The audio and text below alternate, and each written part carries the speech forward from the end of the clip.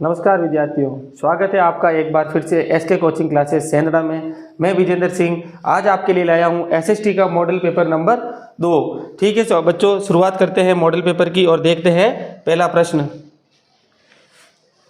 पहला प्रश्न है बच्चों, भारतीय जनसंघ को कब और किसके द्वारा गठित किया गया था? भारतीय जनसंघ, जिसे बच्चों आजकल आप बीजेपी पार्टी के नाम से जानते हैं, भारतीय जनता पार्टी, इसका जो गठन किया गया था 1951 में श्यामा प्रसाद मुखर्जी द्वारा। श्यामा प्रसाद मुखर्जी ने ये 1951 में जनसंघ पार्टी बनाई थी और उसी का उन्होंने गठन किया, जो बाद में बीजेपी के नाम से जाने जाती है। ठीक है बच्चों, अभी अगली देखते हैं प्रश्न। निम्नलिखित में से कौन सा एक राजनीतिक पार्टी का घटक नहीं है? राजनीतिक पार्टी का घटक नहीं है। किसी भी पार्टी के लिए कुछ चीज़ें होनी जरूरी है। उसके अंदर होना चाहिए उस पार्टी का नेता और उसके अनुयायी और उसके सक्रिय सदस्य। किसी भी पार्टी के लिए उसके सक्रिय सदस्य, अनुयायी और नेता, ये जब तीनों मिलते हैं तभी कोई पार्टी है, कोई संगठन है जो गति कर पाता है। नेता के विचार होते हैं, उन विचारों को मानने वाले उसके अनुयायी होते हैं और जो अनुयायी होते हैं वही उस पार्टी को वोट देके आगे है जो जितवाते हैं, और जो सक्रिय सदस्य जो होते हैं वो पार्टी के लिए हमेशा काम करते हैं। इसमें से कौन सा घटक नहीं है? व्यापारी। इस प्रश्न का सही उत्तर होगा व्यापारी। ठीक है बच्चों, अगला प्रश्न देखते हैं। वर्ष 2019 तक भारत में राष्ट्रीय स्तर पर मान्यता प्राप्त दलों की संख्या कितनी थी? बच्चों देखो, जो ये किसी भी दल के लिए जो मान्यता प्रदान करने का कार्य किया जाता है वो किया जाता है चुनाव आयोग द्वारा। किसके द्वारा बच्चों? चुनाव आयोग द्वारा। राष्ट्रीय चुनाव आयोग जो होता है, भारत का मुख्य चुनाव आयोग, उसके द्वारा इनको मान्यता दी जाती है और वो है 2019 में। सही उत्तर 7। 2019 में 7 पार्टियों को है जो राष्ट्रीय दल की मान्यता प्रदान की गई थी। अगला प्रश्न देखते हैं बच्चों। अमेरिका की खोज किसके द्वारा की गई थी? अमेरिका जो आज विश्व का बहुत ही बड़ा ताकतवर देश के रूप में जाना जाता है, इसकी जो खोज की गई थी वो की गई थी कोलंबस के द्वारा। और कोलंबस 1492 ईस्वी में दुनिया का चक्कर लगाता हुआ अमेरिका की खोज में वहां पहुंचा था। और जो आप दूसरा देख रहे हैं ऑप्शन, वास्को डी गामा को भारत की खोज के लिए जाना जाता है, जो कि 1498 ईस्वी में भारत के कोझिकोड, जिसे आजकल आप जानते हैं बच्चों कालीकट बंदरगाह पर पहुंचा था। और अमेरिको वेस्पुसी है जिसके नाम पर अमेरिका का नामकरण किया गया था। अमेरिका का नामकरण क्योंकि इसने एक नई दुनिया के नाम से किताब लिखी थी और उसे इसी के नाम पर है जो जो देश का नाम है, नाम रखा गया अमेरिका। और फ्रांसिस बर्नियर ये एक वास्तुविद थे, तो इसका सही उत्तर है कोलंबस। अगला प्रश्न देखते हैं बच्चों।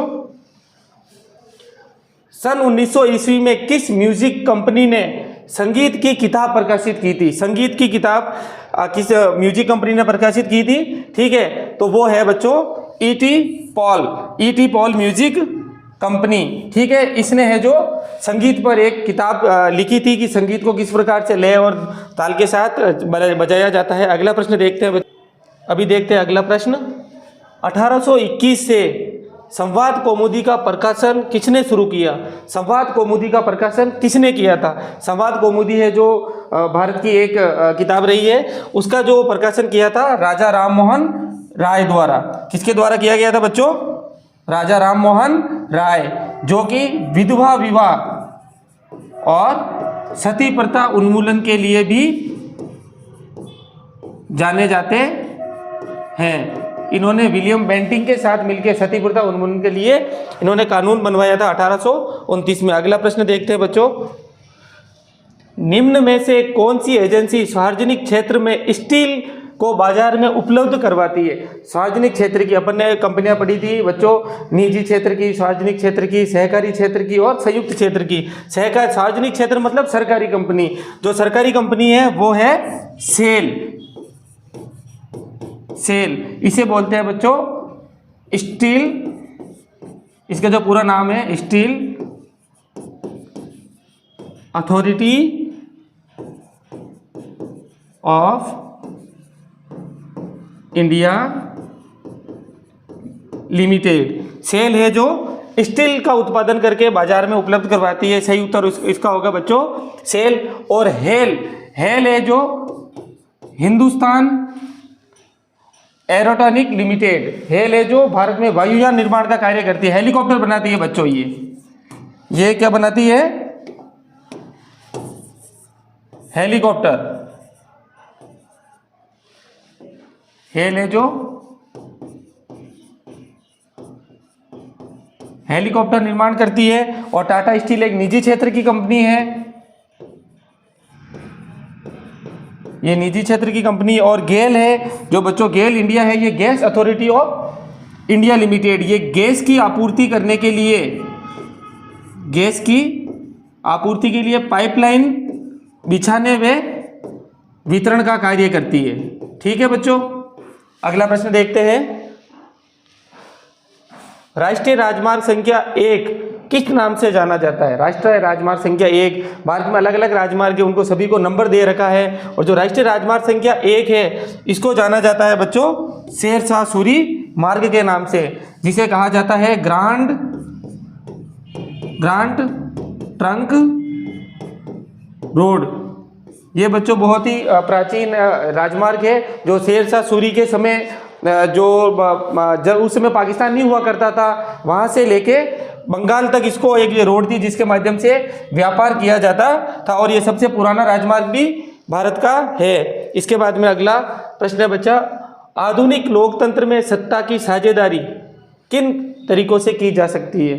सत्ता की साझेदारी मतलब कि सत्ता में समाज के सभी वर्गों समुदायों का भाग लेना। ठीक है बच्चों, वो होता है सत्ता की साझेदारी। किस प्रकार से कर सकती है सत्ता की साझेदारी? सरकार के विभिन्न अंगों के बीच में सत्ता की इसके लिए कानून में है जो सभी अंगों को अलग अलग शक्तियां प्रदान की गई है, शक्तियों का वितरण किया गया है। ठीक है, उससे वो भागीदारी कर सकते हैं। विभिन्न सामाजिक समूहों के बीच, सभी सामाजिक समूह है आपस में अपने अपने दल या अपनी मान्यता के अनुसार उस दल को जिता के सत्ता में भागीदारी कर सकते हैं। और विभिन्न स्तरों के बीच, विभिन्न स्तर के बीच मतलब कि ग्राम स्तर पर और राज्य स्तर पर और राष्ट्रीय स्तर पर भी इनके बीच में सत्ता की साझेदारी हो सकती है। तो इसका सही उत्तर होगा उपयुक्त सभी। बच्चों, सत्ता की साझेदारी सरकार के विभिन्न अंगों के बीच में होती है, विभिन्न सामाजिक समूहों के बीच में भी होती है और विभिन्न स्तरों के बीच में भी होती है। देखते हैं बच्चों अगला प्रश्न। अगला प्रश्न है 2011 की जनगणना के अनुसार भारत में महिलाओं की साक्षरता दर। महिला साक्षरता, देखो बच्चों आजकल ये सरकार महिलाओं को अधिक अधिकार भी दे रही है, उनके आगे बढ़ने के लिए बहुत से कार्य और कार्यक्रम भी चला रही है। फिर भी स्थिति महिलाओं की साक्षरता की बहुत ही कम है। और इसमें जो ऑप्शन दे रखे हैं, ए 50%, बे 76%, से 28% और द 64.6%। इसका सही उत्तर होगा बच्चों 64.6% महिला साक्षरता की दर। अगला प्रश्न देखते हैं बच्चों, किस क्षेत्र के श्रमिक वस्तुओं का उत्पादन नहीं करते? अपन ने पढ़ा था बच्चों व्यवसाय। व्यवसाय 3 प्रकार के होते हैं 3 क्षेत्रों में, एक प्राथमिक क्षेत्र, दूसरा द्वितीयक क्षेत्र और तीसरा सेवा क्षेत्र, जिसे तृतीयक क्षेत्र भी कहा जाता है। ठीक है बच्चों, ये प्रश्न है किस क्षेत्र के श्रमिक वस्तुओं का उत्पादन नहीं करते? तो देखो बच्चों आपको पता है कि द्वितीयक क्षेत्र में क्या आता है? विनिर्माण। विनिर्माण मतलब वस्तु का रूप परिवर्तन करके कच्चे माल से वस्तु बनाते हैं। और तृतीयक क्षेत्र में कहलाता है सेवा। इस क्षेत्र के अंतर्गत सेवा का उत्पादन किया जाता है। और कृषि क्षेत्र किसमें आता है? प्राथमिक क्षेत्र में। तो बच्चों इसका सही उत्तर होगा तृतीयक क्षेत्र। इसके अंदर सेवा का उत्पादन होता है, न कि वस्तु का। ठीक है बच्चों, सही उत्तर होगा तृतीयक क्षेत्र, सेवा का उत्पादन। अगला प्रश्न देखते हैं बच्चों, करेंसी नोट कौन जारी करता है? करेंसी यानी बच्चों मुद्रा। आपको बच्चों पता है कि जब तक मुद्रा जारी नहीं हुई थी उससे पहले जो रोजगार थे वो विनिमय, वस्तु विनिमय के माध्यम से किया जाते थे। और जब से मुद्रा का आविष्कार है उसके बाद में एक सरकार द्वारा निश्चित मुद्रा है जो कागज की हो, चाहे सोने की हो, चाहे सिक्के हो, उनको जारी करके लेन देन किया जाता है। तो भारत में मुद्रा कौन जारी करता है? मुद्रा जारी करने का अधिकार है भारत में भारतीय रिजर्व बैंक को, आरबीआई। इसकी स्थापना हुई थी बच्चों 1 अप्रैल 1935 को। ठीक है बच्चों, अगला प्रश्न देखते हैं। फोर्ड मोटर्स कंपनी भारत में कब आई? फोर्ड मोटर कंपनी, ये सभी जो कंपनियां भारत में आई इनकी वजह थी उदारीकरण की प्रक्रिया के बाद में ही विदेशी कंपनियां और एमएनसी है, मल्टीनेशनल कंपनियां भारत में आई, और इसका सही उत्तर होगा बच्चों 1995 में। अगला प्रश्न देखते हैं बच्चों। भारत में प्रथम आधुनिक वस्त्र मिल कब और कहां स्थापित की गई थी? भारत में प्रथम आधुनिक मिल, बच्चों देखो, भारत में प्रथम आधुनिक मिल 1853 ईस्वी में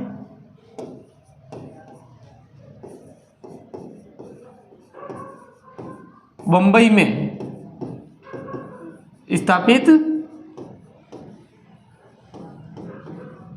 की गई थी। ठीक है बच्चों, और इसको स्थापित करने वाले थे कवासजी डाबर, जो कि एक क्या थे? पारसी उद्योगपति थे। और इन्होंने जो फैक्ट्री लगाई थी इसका नाम था Bombay spinning and weaving company के नाम से इन्होंने ये मिल लगाई थी। ठीक है बच्चों, देखते हैं अगला प्रश्न। जैव विविधता से आप क्या समझते हैं? जैव विविधता मतलब पृथ्वी पर अनेक छोटे बड़े जीव जंतु रहते हैं, उन सभी के बीच में जो अंत्यक्रिया करते हैं उसी को बोलते हैं जैव विविधता। इसका सही उत्तर होगा बच्चों पृथ्वी पर सूक्ष्मतम जीव, जिसे आप अंग्रेजी में बोलते हो बच्चों बैक्टीरिया,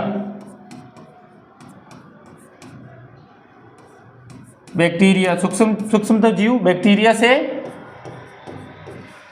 लेकर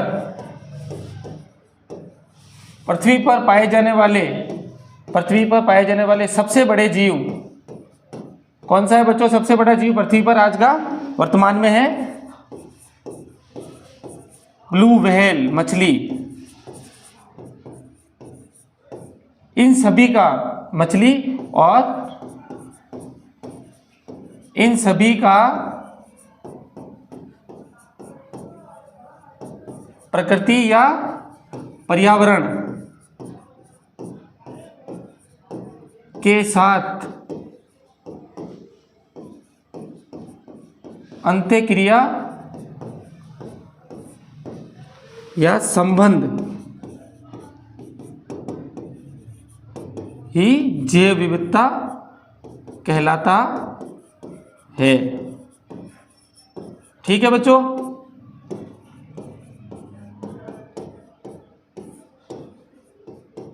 ठीक है, अगला प्रश्न देखते हैं बच्चों। विनिर्माण क्या है? विनिर्माण आपने इससे पहले बताया था बच्चों मैंने, विनिर्माण यानी कि नया निर्माण करना, जो कोई चीज पड़ी है कच्चा माल उसका रूप परिवर्तन करके नई वस्तु का निर्माण करना ही विनिर्माण कहलाता है। और यह व्यवसाय की द्वितीयक क्षेत्र के व्यवसाय के अंतर्गत आता है। विनिर्माण में किसी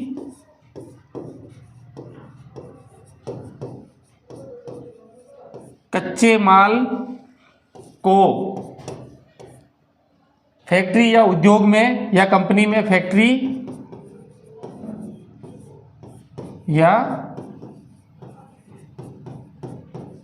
उद्योग द्वारा या उद्योग में रूप परिवर्तन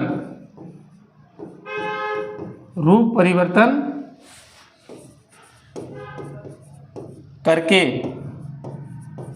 नई वस्तु का निर्माण करना विनिर्माण कहलाता है।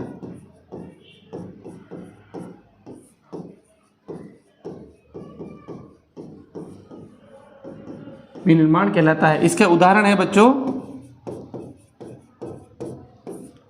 सीमेंट उद्योग, सीमेंट उद्योग, चीनी उद्योग, चीनी या गुड़ उद्योग कह सकते हो आप इसे, आदि। इसके अंदर जो कच्चा माल होता है प्रकृति द्वारा प्राप्त, उसका रूप परिवर्तन करके नई वस्तु का निर्माण किया जाता है। ठीक है बच्चों, अगला प्रश्न देखते हैं। बेल्जियम में कौन कौन सी भाषाएं बोली जाती थी? बच्चों बेल्जियम है जो अनेक जो यूरोपीय कंपनियां थी उनका औपनिवेशिक राज्य रहा है। इसके अंदर बोली जाती थी बच्चों फ्रेंच, दूसरी डच और जर्मन भाषा। ठीक है बच्चों, ये भाषाएं उसके अंदर बोली जाती थी।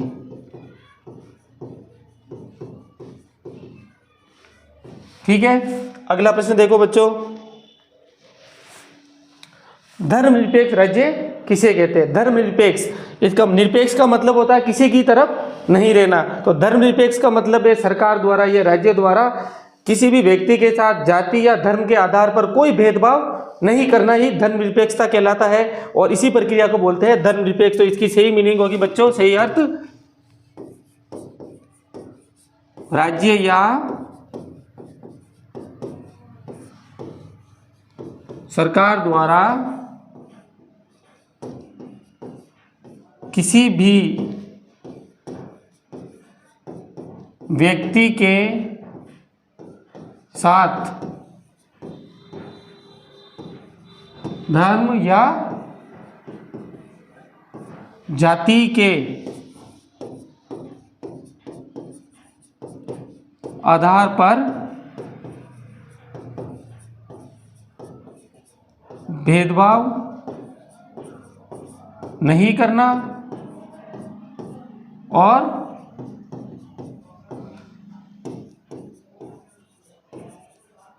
सभी धर्मों को समानता प्रदान करना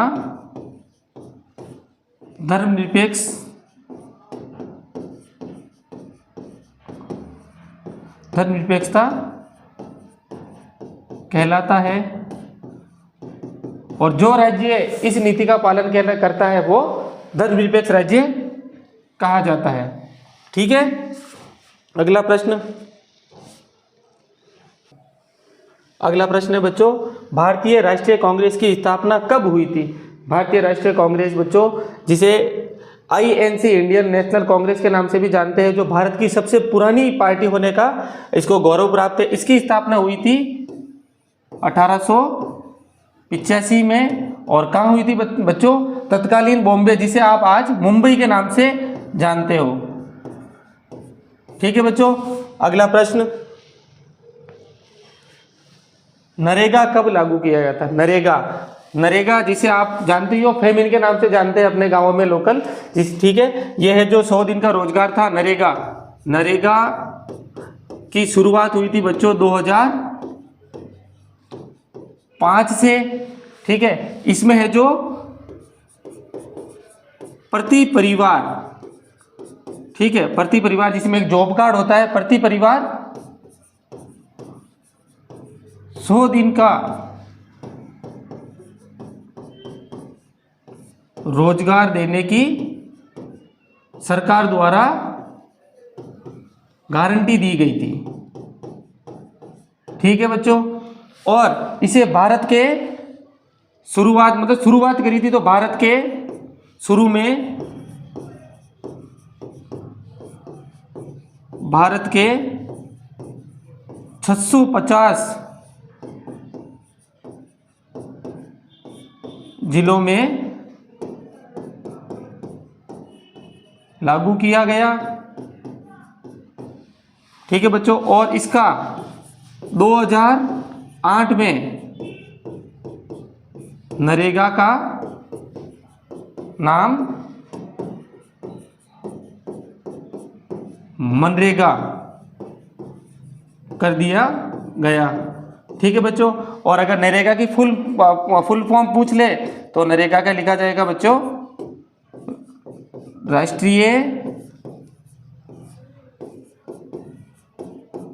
रोजगार गारंटी कानून। ठीक है बच्चों, अगला प्रश्न देखते हैं। फुलर कौन कहलाते हैं? फुलर, फुलर बच्चों औद्योगिक क्रांति हुई थी उस समय जगह जगह मिल्स लगी थी और मिल के अंदर है जो वस्त्र तेज गति से बनने लगते थे, तो वहाँ पे एक व्यक्ति होता था जो एक चुन्नट का बोलते उसको हाथ में रखता था और उससे कपड़ों को सही तरीके से पैक करने का कार्य करता था, फुल करने का कार्य करता था, उनको जमाने का कार्य करता था। तो फुलर बच्चों कहलाते हैं वह व्यक्ति या मजदूर कह लो बच्चों, मिल में काम कर रहे हैं तो वह व्यक्ति या मजदूर जो बने हुए कपड़ों को एक यंत्र हुआ करता है चुन्नट के द्वारा समेटता है या फिर फुल करता है, उसे फुलर कहते हैं। ठीक है बच्चों, अगला प्रश्न देखते हैं। अगला प्रश्न है, रेल परिवहन की अपेक्षा सड़क परिवहन की बढ़ती महत्ता के कोई दो कारण। कि क्या कारण है कि लोग रेल परिवहन की जगह सड़क परिवहन को सरकार द्वारा अधिक मान्यता या अधिक तवज्जो दी जाती है? जैसा जानते हैं आप, नॉर्मल से होता है कि रेल परिवहन में जो रेल की एक समानांतर जगह पे चलती है उसके लिए अधिक खर्चा आता है और पहाड़ी और दुर्गम इलाकों में रेल को पहुंचाना थोड़ा कठिन होता है। इसी वजह से सरकार द्वारा जगह जगह रोडें बनाई गई है। तो इसका जो प्रमुख कारण है, पहला रहेगा दुर्गम व पहाड़ी क्षेत्रों में पहुंच, मतलब कि वहां पर पहाड़ी और दुर्गम इलाकों में रोड की जगह, रेलवे की जगह रोड ही बनाई जाती है बच्चों। एक तो यह कारण है और दूसरा है बच्चों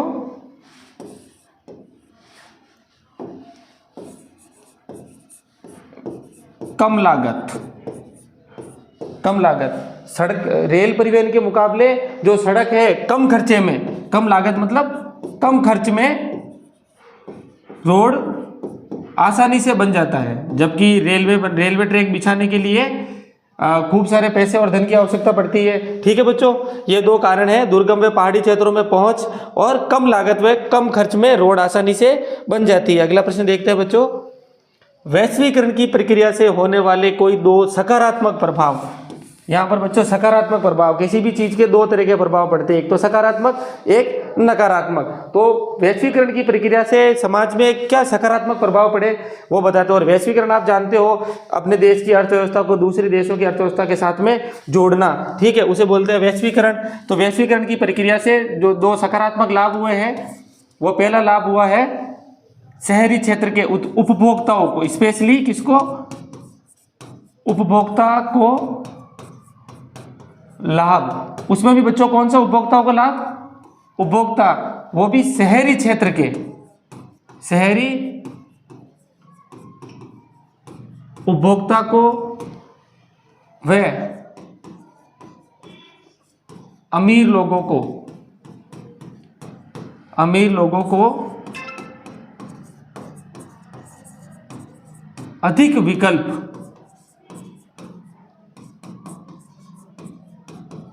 मिलने लगे। ठीक है बच्चों, वैश्वीकरण की प्रक्रिया से उपभोक्ताओं को लाभ हुआ। उपभोक्ताओं में भी खासकर शहरी क्षेत्र के उपभोक्ता और अमीर लोगों को अधिक विकल्प मिलने लगे, मतलब एक वस्तु की जगह दूसरी वस्तुओं का लाभ होने लगा। क्योंकि मल्टीनेशनल कंपनियां जब देश में आई तो कोई एक चीज बना रहे, उसके मुकाबले पहले एक थी तो आजकल 4 कंपनियां उस चीज को बनाने लगी। इसीलिए लोगों को अधिक विकल्प मिलने लगे कि इस ब्रांड की नई चीज किसी दूसरी चीज ब्रांड की चीज अपन काम में ले ले। और दूसरा सकारात्मक प्रभाव रोजगार के अवसरों में वृद्धि। देखो बच्चों, वैश्वीकरण की प्रक्रिया से भारत में बाहर की कंपनियां भी आई और अधिक से अधिक उन्होंने अपने यहाँ पे उद्योग लगाए। उसकी वजह से लोगों में क्या हुआ, रोजगार में वृद्धि हुई, लोगों को नए रोजगार के अवसर प्राप्त होने लगे। ठीक है बच्चों, नए रोजगार के अवसर प्राप्त होने लगे। जैसे यहाँ पर नई नई टेलीकॉम कंपनियां आई, ठीक है, और उसके अलावा है जो एमएनसीज के आने से कॉल सेंटर, एक नया रोजगार शुरू हुआ अपने देश के अंदर, कॉल सेंटर। ठीक है बच्चों, और जैसे टेलीकॉम कंपनियां आई तो टेलीकॉम में संचार के अंदर, संचार क्षेत्र में नए रोजगार मिलने लगे। ठीक है बच्चों, ये थे आपके महत्वपूर्ण सभी प्रश्न। इनको एक बार और आप अच्छे तरीके से याद करें और आशा करते हैं आपके परीक्षा में ये काम आएंगे। और मिलते हैं कल अगले वीडियो के साथ। नमस्कार, जय हिंद।